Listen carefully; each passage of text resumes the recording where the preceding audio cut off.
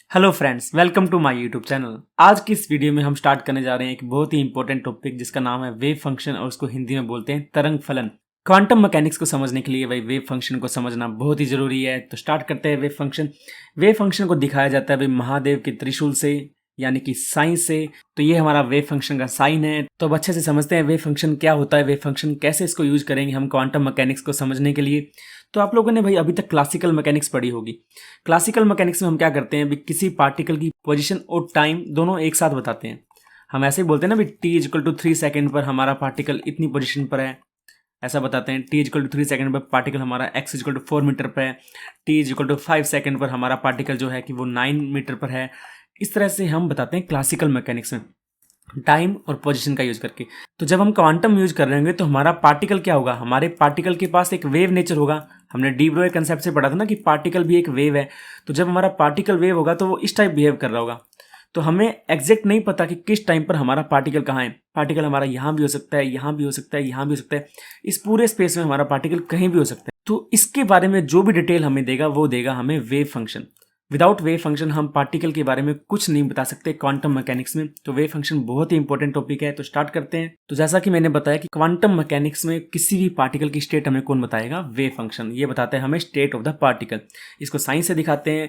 ये हमें पार्टिकल के कॉरस्पॉन्डिंग जितनी वेव प्रॉपर्टीज है उस सब के बारे में बताता है। तो भाई वेव फंक्शन डिफाइन करने के लिए कुछ कंडीशन होती है। कंडीशन क्या है, सपोज ये हमारा कोई भी साइन है। साइन सपोज आप एग्जाम्पल ले लो कि हमें दिया गया साइन ऑफ एक्स, ये हमारा वेव फंक्शन है कोई। अब साइन एक्स का जब आप ग्राफ बनाते हैं तो वो कुछ इस तरह से आता है।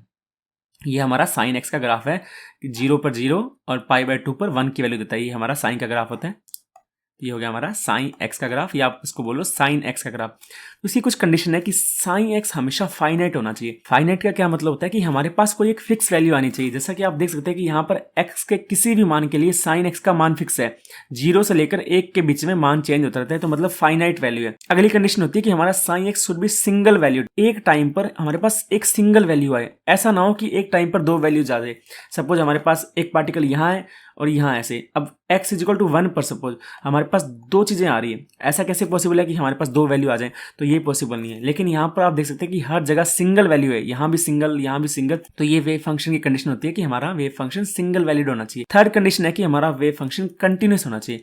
कंटिन्यूस का मतलब क्या है कि ग्राफ में कोई भी ब्रेक नहीं होना चाहिए। हमारा ग्राफ इस तरह का नहीं होना चाहिए कि यहाँ से गया और फिर यहाँ से ग्राफ टूट के सीधा यहाँ आ गया। अब यहाँ पर कोई भी लिंक नहीं है इनके बीच में। लेकिन यहाँ आप देख सकते हैं कि हमारा ग्राफ पूरा कंटिन्यूस है, इसको बोला जाता है कंटिन्यूटी। तो ये साइन की कंडीशन है, हमारे वेव फंक्शन की कंडीशन है। अगली कंडीशन होती है हमारे वेव फंक्शन के लिए, हमारा वेव फंक्शन स्क्वायर इंटीग्रेबल होना चाहिए। स्क्वायर इंटीग्रेबल क्या मतलब है कि साइन का अगर हम स्क्वायर करके उसको इंटीग्रेट करते हैं तो उसकी वैल्यू एक फाइनाइट वैल्यू आनी चाहिए। ये कंडीशन होती है हमारी, तो इसको बोला जाता है स्क्वायर इंटीग्रेबिलिटी। अब आता है भाई वेव फंक्शन से हम क्या कुछ निकाल सकते हैं। तो भाई जो हमारा वेव फंक्शन साइन है, जो एक्स और टाइम का फंक्शन हो सकता है एक टाइम पर, आप इसको साइन आर टी भी लिख सकते हो। जब हम आर लिखेंगे तो मतलब क्या है, ये 3D में है। जब हम यहाँ पर x यूज करेंगे मतलब यहाँ पर 1D है।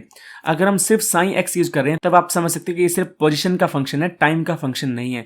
अगर टाइम भी इंक्लूड है तो मतलब टाइम प्लस पोजीशन दोनों का फंक्शन है। तो जो हमारा वेव फंक्शन साइन होता है ये एक कॉम्प्लेक्स नंबर होता है। तो जब भी कोई हमारे पास कॉम्प्लेक्स नंबर है तो उससे हम ज्यादा डिटेल नहीं ले सकते। तो कॉम्प्लेक्स क्वांटिटी से हम कोई ज्यादा डेटा नहीं ले सकते। ये हमारा वेव फंक्शन है भाई, ये पत्थर के सनम टाइप है, ये हमें कोई डिटेल नहीं देने वाला। तो इससे भाई डिटेल लेने के लिए हम क्या करते हैं, इसको इसके संयुग्मी से मल्टीप्लाई करते हैं। मतलब साइन का साइन स्टार से, साइन स्टार क्या होता है, इसका संयुग्मी होता है, उससे मल्टीप्लाई करते हैं तो ये एक रियल वैल्यू बन जाता है, जिसके बाद ये हमें डेटा प्रोवाइड करता है। तो इसको बोला जाता है साइन स्क्वायर। तो ये है हमारा साइन स्टार का, जब साइन से मल्टीप्लाई किया तो हमारे पास आ गया साइन स्क्वायर। अब साइन स्क्वायर क्या एक रियल क्वांटिटी है और जो हमारा फिजिकल सिग्निफिकेंट है, इससे हम डेटा निकाल सकते हैं। एक एग्जाम्पल लेता हूँ कॉम्प्लेक्स नंबर का। आपने कॉम्प्लेक्स नंबर पढ़े होंगे, z equal to a plus iota b। अब हम इससे कुछ ज्यादा डेटा नहीं निकाल सकते, लेकिन जैसा ही मैं इसका संयुग्मी निकालता हूँ, कॉम्प्लेक्स कंजुगेट निकालता हूँ, तो वो आएगा a माइनस आइटा b।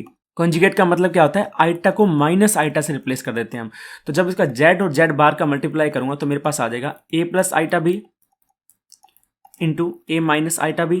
यहां से जब आप मल्टीप्लाई करोगे तो ये आ जाएगा a की square plus iota A B minus a iota b plus B square. Because iota square क्या होता है, आइटा स्क्वायर होता है हमारे पास -1, तो माइनस माइनस प्लस हो जाएगा।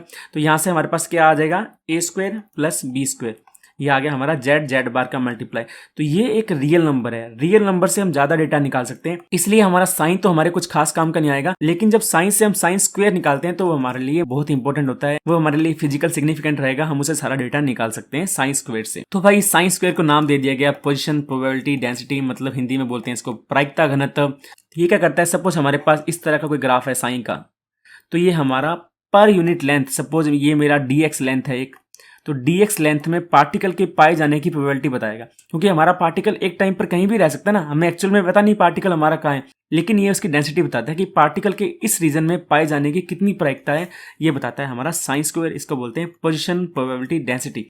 तो अगर मुझे किन्हीं दो पॉइंट x और x प्लस डी के बीच में पार्टिकल के पाए जाने की प्रोबेबिलिटी निकालनी है, तो मैं साइन स्क्वायर को dx से मल्टीप्लाई करके इंटीग्रेट करके निकाल सकता हूँ। तो यहाँ से मुझे वैल्यू पता लग जाती है प्रोबेबिलिटी की पार्टिकल के पाए जाने की प्रोबेबिलिटी कितनी है x प्लस dx रेंज में। और यदि मैं इसको पूरे स्पेस में इंटीग्रेट कर दूं, मैं क्या करूं, इस साइन स्क्वायर को पूरे स्पेस में, स्पेस का मतलब क्या है, सपोज हमारा पार्टिकल माइनस इनफाइनाइट से लेकर प्लस इनफाइनाइट तक फैला हुआ है इस तरह में, तो उसको मैं इंटीग्रेट कर दूं, तो उसका आंसर 1 क्यों आया, 1 इसलिए आया बिकॉज हमारा पार्टिकल कहीं ना कहीं तो होगा ही ना, सपोज यहाँ है, यहाँ नहीं तो यहाँ है, यहाँ नहीं तो यहाँ है, कहीं ना कहीं तो हमारा पार्टिकल होगा, तो प्रोबेबिलिटी का आंसर 1 आएगा जब हम पूरे एरिया में मल्टीप्लाई करेंगे, क्योंकि हमें पता है हमारा पार्टिकल इसी के बीच में है, तो उसका आंसर 1 आएगा। इसको बोला जाता है नॉर्मलाइजेशन कंडीशन। ये बहुत ही इंपॉर्टेंट कंडीशन है वेव फंक्शन के लिए, इसके बेस पर काफी न्यूमेरिकल आते हैं एग्जाम में, लगभग हर कंपटीशन एग्जाम में इस पर एक न्यूमेरिकल मिलता है नॉर्मलाइजेशन कंडीशन पर। तो नेक्स्ट वीडियो में बात करेंगे इस नॉर्मलाइजेशन कंडीशन पर, मिलते हैं नेक्स्ट वीडियो में। Thank you so much.